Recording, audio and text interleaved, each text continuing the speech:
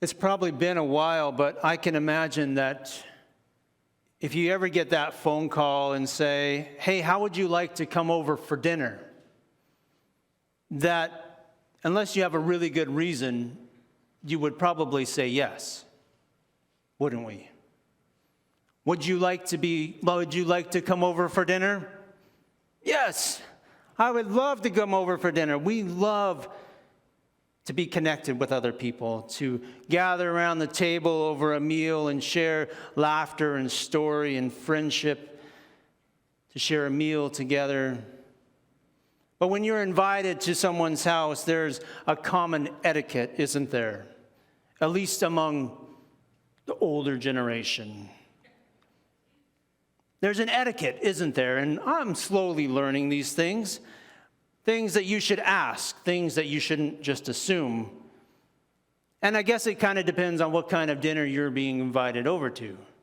Are you being invited over to a potluck where everybody brings a dish and you share around and everybody brings something so you kind of know who's doing what work and the host is not doing all the work? And that's a special kind of dinner. But then there's the dinner where the host says, no, don't bring anything. And then you're kind of left with, well, I should bring something. That's common etiquette. And so then you have to figure out, what do you bring? Do you bring some flowers? Do you bring something to drink?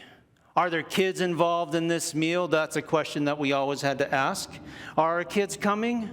If so, we should bring something for them to drink.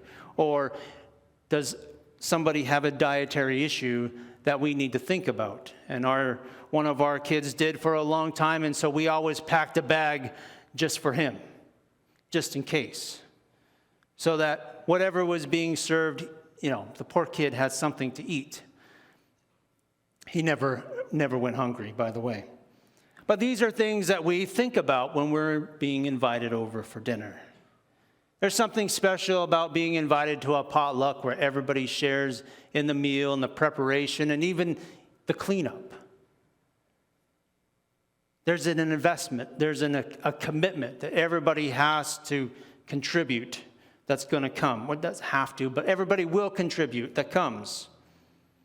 And whether it's a potluck or a host giving you a dinner, it's all well and good because we love to sit around the table and talk and share stories and laugh and cry. It's a great time, isn't it? And hopefully at some point we can all get back to having those dinners on a regular basis, because I think for most of us, it's been a while since we've invited people over to our house, since we opened our house to a large number of people and had a potluck or a barbecue. And even here at the church, it's been a long time since we've had a barbecue, had a picnic in the park, or had a potluck. Today we are on the third Sunday of Easter. We come again to John's Gospel this morning. The last Sunday we read about the disciples being locked in the upper room, scared for their lives, trying to sort out what this empty tomb business was all about. And then Jesus appeared to them in that locked upper room. Today we move a little bit further out of Jerusalem back to their hometown of Galilee, to a familiar surrounding. So let me read from John chapter 21, 1 to 19 this morning. Afterward, Jesus appeared again to his disciples by the Sea of Tiberias. It happened this way: Simon Peter, Thomas called Didymus, Nathanael from Cana in Galilee, the sons of Zebedee, the two other disciples were together. I'm going out to fish, Simon Peter told them. And they said, well, we'll go with you. So they went out and got in their boat. But that night they caught nothing. Early in the morning, Jesus stood on the shore, but the disciples did not realize that it was Jesus. He called out to them, "Friends, haven't you any fish?" "No," they answered. He said, "Throw your nets to the right side of the boat and you will find some." And when they did, they were unable to haul the net in because of the large number of fish.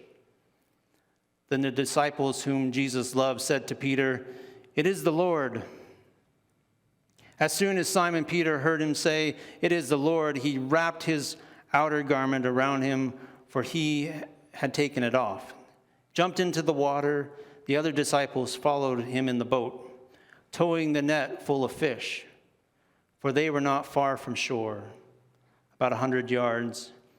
When they landed, they saw a fire burning, coals were there with fish on it and some bread. And Jesus said to them, "Bring some of the fish you have caught."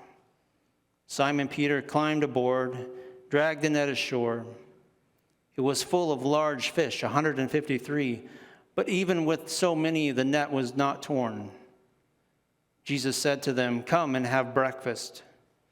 None of the disciples dared ask him, "Who are you?" They all knew it was the Lord. Jesus came and took the bread and gave it to them, did the same with the fish. This was now the third time Jesus appeared to his disciples after he was raised from the dead.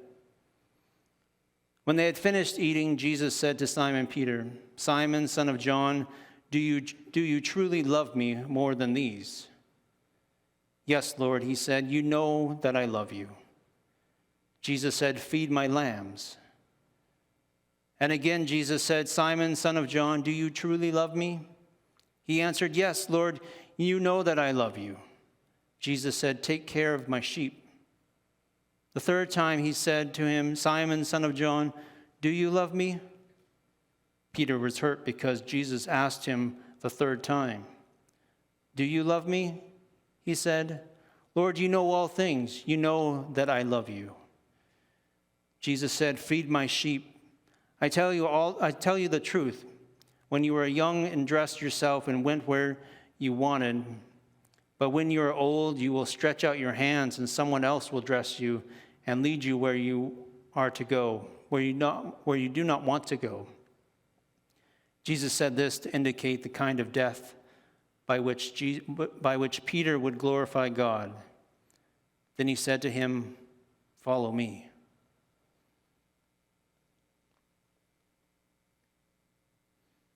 We've come full circle today in our story, back to the shores of Galilee, where we first met Jesus and the other disciples on another miraculous catch of fish. If you'll remember, Jesus met the disciples in Luke 5:5 on the shores of Galilee. Same thing. They had been out fishing all night, hadn't caught anything, and Jesus tells them again to throw their nets over, catching this enormous amount of fish. A couple years now have passed, and we find the disciples back on the shores, hoping to catch some fish for the market that day. And after a long night of fishing, the disciples had caught nothing. They rowed their empty boats ashore, and a voice comes from the beach, "Haven't you caught anything?" Which is a valid question, isn't it? If you've ever been out fishing. Anybody that's coming ashore wants to know if the fisherman's caught anything. What are they biting? What bait did you use? And though the disciples probably didn't use any bait, but if you're a fisherman, you know these things. These are the questions you're going to get when you come ashore. Did you catch anything? What'd you use? What kind of secret did you use? What kind of bait did you use? And every good fisherman has a secret or two, don't they? That they're not telling anybody. If you got a good catch, you're not telling them what you used. If you didn't catch anything, well, you really don't want to admit that you didn't catch anything. And these were seasoned fishermen. They owned a business. They should have known how to catch fish. And here again, they come in from a long night of fishing with nothing to show for it. Jesus' question to them makes them swallow their pride and admit they didn't catch anything. They spent the whole night out fishing, done every trick in the book, and had nothing to show for their effort. Not something they probably would have admitted easily, that they had failed. They had failed at fishing. They failed at bringing anything home to their kids or to their wife or taking it to the market to sell. His last name is Muggeridge. Malcolm Muggeridge says that failure is the most creative phenomenon of life. Failure is the most creative phenomenon of life. If we don't fail, we'll never see any progress. When we fail, it demands that we assess the past methods, see what we've done right or wrong, discard what didn't work, and move forward in some creative way. The story goes that a young man for many years ran for legislature in the States. When he ran, he was defeated badly. So he entered the business world and he failed. Spent 17 years paying off the debt of his worthless partner. He was engaged to a fiancée who died tragically. So he re-entered politics, ran for Congress, was defeated. Tried to get appointed to the United States Land Office, but failed to get in. Ran for Senate again and failed. Tried many different things over many different years and failed miserably. But he refused to give up. And eventually he became the President of the United States, Mr. Abraham Lincoln. Failure is essential. Our overall growth and even our spiritual growth demands, requires, calls for some sort of failure. From Golgotha onward, we see and witness what is called the sanctification of failure, both through the restoration of Peter and through the rest of the disciples as representatives of the larger church. We have all failed at something. We like to point out the failures of the disciples, but we have all failed at something. At some point, we have doubted our faith, like Thomas. We've walked away, even not knowing or not claiming Jesus at all. We've tried to gain some financial benefit from knowing Jesus, like Judas. Maybe we failed in business, or maybe we failed in some relationship along the way, but we have all failed at something. And through that failure, we can see growth, change, development. Sometimes it's hard for us to see it, but people see it in us. The disciples admit to Jesus that they had caught nothing that night. Was their first step in restoration. Their first step in becoming more like Jesus. We live in a world that likes to hide failure, both in the church and outside. But Jesus invites us to live into our failure, to live into our weakness, so that we can develop and strengthen, so that we can allow Him to guide and direct us as we fail, to not leave us there. Jesus does not leave us in our wallowing in our failure, but He invites us to restoration.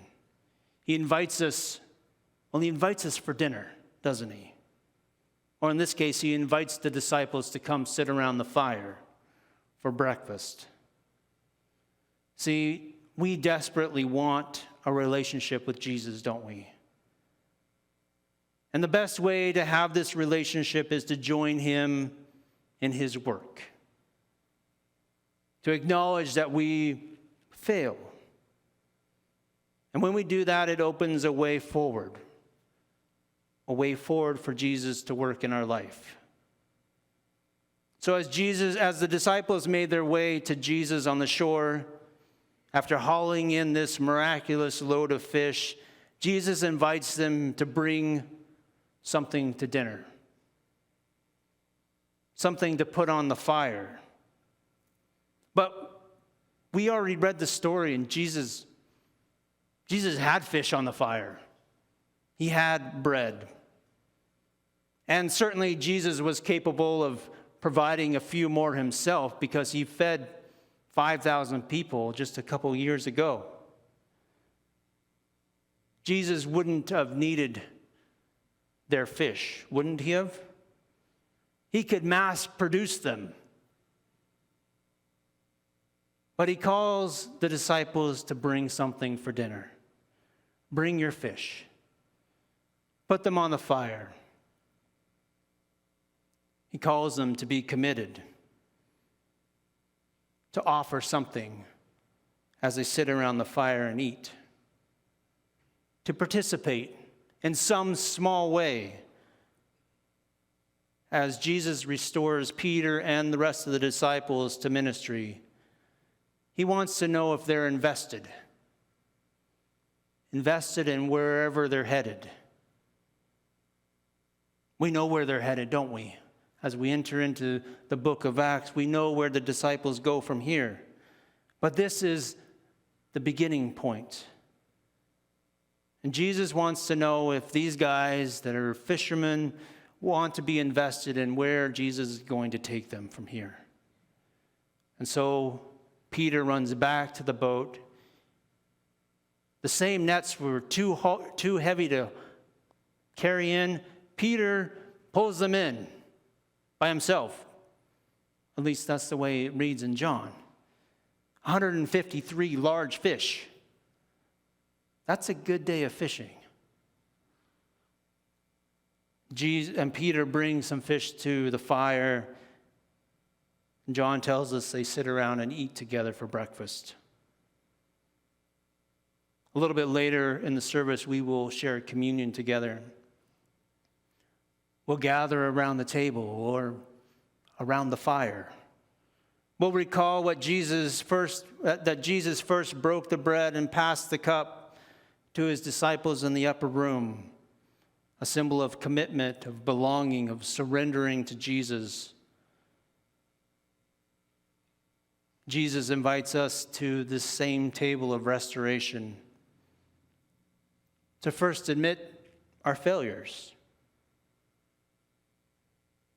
We know that we can't make it on our good works. They will not save us. We also know that being a Christian is not a free ride. Praying a prayer and sitting back and waiting for this life to end is no way to live the Christian life.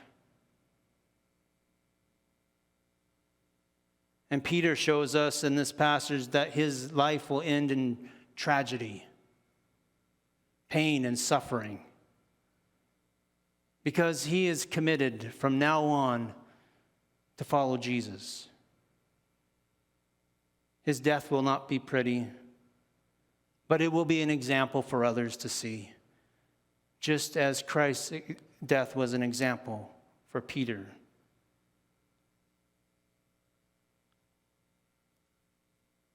First of all, we need to admit our failures. Second of all, we need to commit to the person of Jesus. And then we need to grow up, don't we? In so many ways, this is Peter's growing up day. Jesus pulls Peter aside after breakfast and says, "Peter, do you love me? Do you love me?"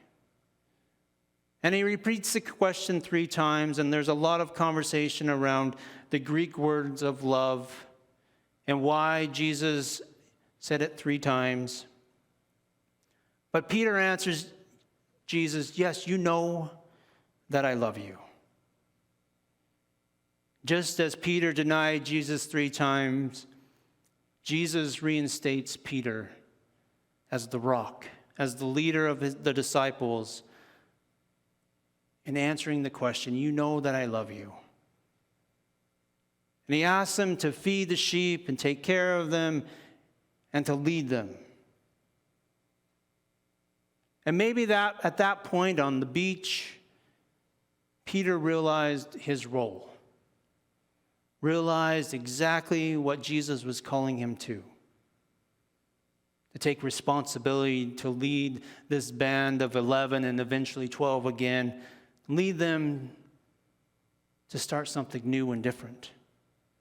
That they were no longer going to be catching fish,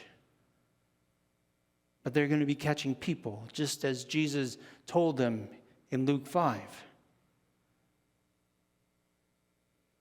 And through this process, Peter is reinstated and goes on to do great things.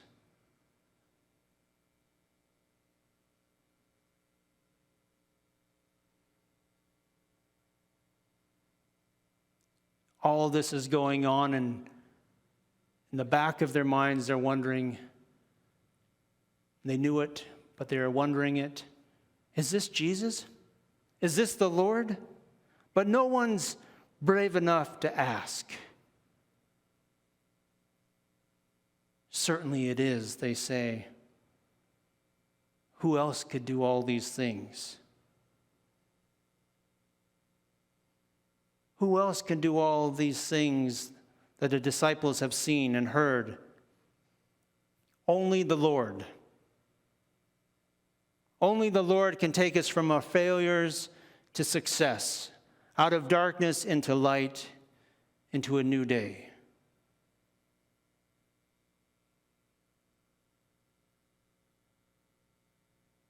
Only the Lord can do that, and we give thanks for all that God does through us. In our shortcomings, in our failures, Jesus takes us from that point and grows us. Grows us up into the people that we didn't even know we could become. Do you think Peter knew exactly where he was headed after that? I doubt it. Or what they accomplished? I doubt it. But he allowed his failures to change him, to move him, to grow him. It's often hard for us to see growth, isn't it? We can see how we grow in age, right? Or we can see how, I can see how my hair kind of disappears over the years and how that's a kind of growth. You can laugh, it's okay. It's much easier to see somebody else grow. To look at somebody else and say, oh, they have come such a long way. They have done great things. They have failed and they've picked themselves up, and look at what God's doing in and through them now. It's easy to see that in our kids more than it is in ourselves. To watch our kids make tough decisions and grow from them. Whether we agree or disagree with them, it's important that they make those decisions and at times fail and pick themselves up and learn from them. It's important to see friends make financial decisions, career decisions, see how they blossom in new areas. Even in our spiritual lives, how we over the years hopefully have grown. How we've seen other people grow. Sometimes it's hard to see that in ourselves, isn't it? So we have to ask the questions of ourselves. How have I grown spiritually over the last number of years? How important is that for me? Not just in knowledge, not just in my overall knowledge of who God is, but in my proximity to Jesus, am I any closer? Am I sitting around the fire with Jesus? Have I admitted my failures?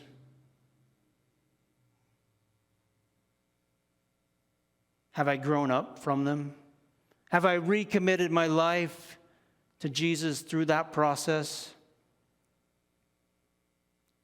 What has Jesus restored me to, reinstated me to as a follower to go and do after that?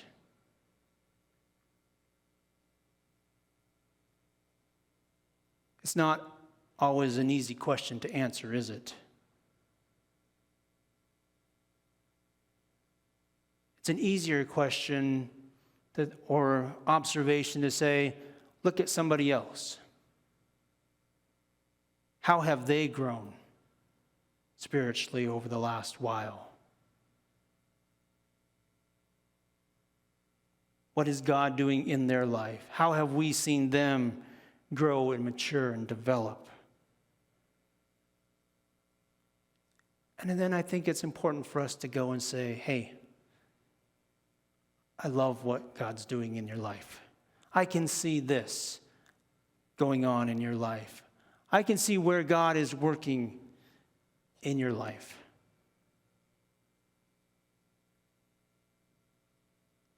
And hopefully somebody will come and do that to you as well.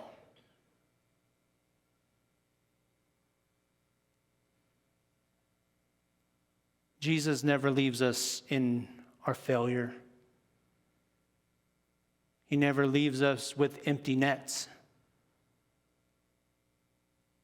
He never leaves us wondering, where is he? And what's next? He picks us back up. He restores us. And he moves us forward. Just as he moves these disciples forward onto great things, more difficult things in some ways, more challenges than they'll ever realize at this point, always bringing them back to the point of surrender, surrendering their lives to Jesus in their weakness, in their inability to understand what's going on, in their wondering of what the big picture really is of their life.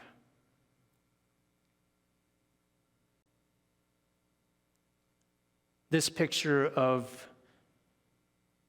communion looks a little bit different, doesn't it, than the upper room that we're used to.